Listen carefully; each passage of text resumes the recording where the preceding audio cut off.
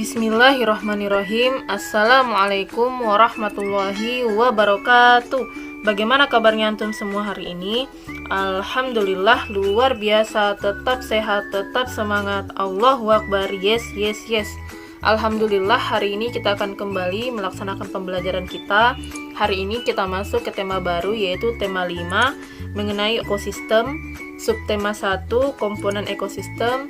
Pembelajaran 1. Tapi sebelum mulai pembelajaran, sebagaimana biasa, jangan lupa ya untuk berdoa terlebih dahulu.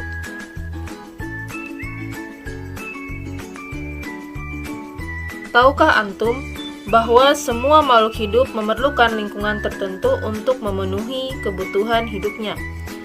Lingkungan adalah segala sesuatu yang berada di sekitar makhluk hidup.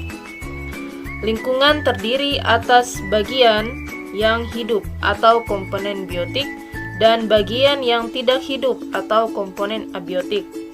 Komponen biotik terdiri atas tumbuhan, hewan, dan makhluk hidup lainnya. Sedangkan abiotik terdiri atas cahaya, matahari, air, udara, dan tanah. Cahaya matahari dapat menghangatkan udara, air, dan tanah agar dapat mencapai suhu yang sesuai kebutuhan hidup makhluk hidup. Cahaya matahari juga membantu tumbuhan membuat makanan. Air dan tanah merupakan bagian penting dari sebuah lingkungan.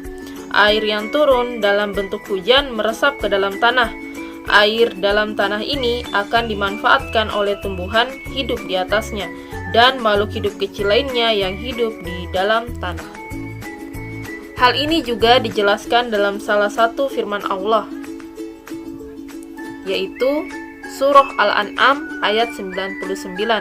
Allah Subhanahu wa Ta'ala berfirman yang artinya, "Dan dialah yang menurunkan air hujan dari langit, lalu kami tumbuhkan dengan air itu segala macam tumbuh-tumbuhan.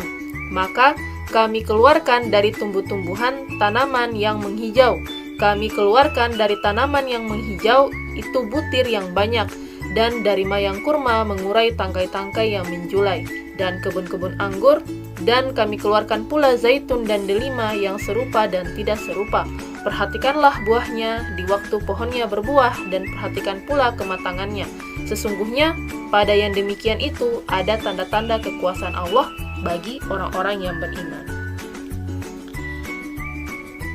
Ya, jadi bahwasanya segala sesuatu ya, makhluk hidup itu Allah yang menciptakan ya, dan bagaimana juga ya pada ayat ini kita bisa melihat bahwa semua yang ada di muka bumi ini merupakan tanda-tanda daripada kekuasaan Allah. Termasuk juga bagaimana makhluk hidup itu dapat bertahan hidup, itu semua karena Allah yang menjadikannya. Baik, komponen biotik dan abiotik akan saling berinteraksi dan saling bergantung antara satu dan yang lainnya, membentuk yang namanya ekosistem. Jadi ekosistem adalah interaksi antara makhluk hidup dan benda-benda tak hidup di sebuah lingkungan. Ekosistem tersusun atas individu, populasi, dan komunitas. Individu adalah makhluk hidup tunggal, misalnya seekor kambing, seekor burung, ataupun sebuah pohon kelapa. Sedangkan populasi adalah kumpulan individu sejenis yang menempati suatu daerah tertentu. Misalnya di dalam sebuah kolam terdapat populasi ikan, populasi tumbuhan, teratai, dan populasi lumut. Dan komunitas adalah populasi makhluk hidup di suatu daerah tertentu, misalnya komunitas sungai, komunitas padang rumput. Nah, tempat tinggal individu disebut juga dengan habitat. Ananda-anandaku sekalian, seperti halnya manusia, hewan juga memerlukan makanan untuk mendapatkan energi. Akan tetapi, hewan memiliki jenis makanan tertentu, baik berupa tumbuhan maupun berupa hewan lainnya. Jenis makanan hewan dikelompokkan menjadi dua, yaitu makanan berupa tumbuhan dan juga hewan lain. Maka, hewan yang memakan tumbuhan memilih bagian-bagian tumbuhan yang dapat dijadikan sebagai makanan. Misalnya daun, batang, buah, ataupun biji. Namun, ada juga beberapa jenis hewan yang memakan lebih dari satu bagian tumbuhan tertentu. Nah, bagian tumbuhan yang paling sering dijadikan makanan hewan adalah bagian daun, seperti ulat,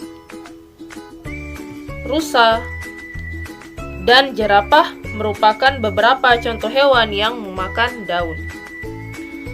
Sementara itu, beberapa hewan lain menyukai batang pada tumbuhan. Misalnya, sapi merupakan salah satu hewan yang menyukai batang tanaman padi dan jagung. Sedangkan hewan panda menyukai batang pohon bambu. Bagian tanaman berupa buah dan biji juga disukai oleh beberapa hewan, seperti misalnya cacing atau belatung yang biasa memakan bagian daripada buah-buahan. Begitu pula juga dengan burung yang menyukai bagian tumbuhan berupa biji. Biji padi sering menjadi incaran dari burung pipit. Kemudian biji kenari juga sangat disukai oleh para tupai. Ananda-anandaku sekalian, beberapa hewan juga memakan hewan lain yang lebih kecil sebagai makanannya. Hewan kecil ini menjadi mangsa bagi hewan yang besar. Misalnya, serangga menjadi makanan bagi hewan seperti katak dan juga cicak. Tikus menjadi makanan bagi kucing. Begitu pula juga dengan kelinci menjadi makanan bagi burung elang. Nah, itulah tadi komponen-komponen dari ekosistem ya, yang kita bahas pada pembelajaran awal ini. Nah, sekarang silahkan antum menuliskan nama hewan dan jenis makanannya yang antum ketahui ya pada kolom komentar. Satu orang boleh menulis satu ataupun lebih dari satu ya. Nah, demikianlah pembelajaran kita pada hari ini. Pada tema 5, subtema 1, pembelajaran 1. Sampai jumpa pada video pembelajaran berikutnya. Tetap sehat, tetap semangat. Allahu Akbar. Wassalamualaikum warahmatullahi wabarakatuh.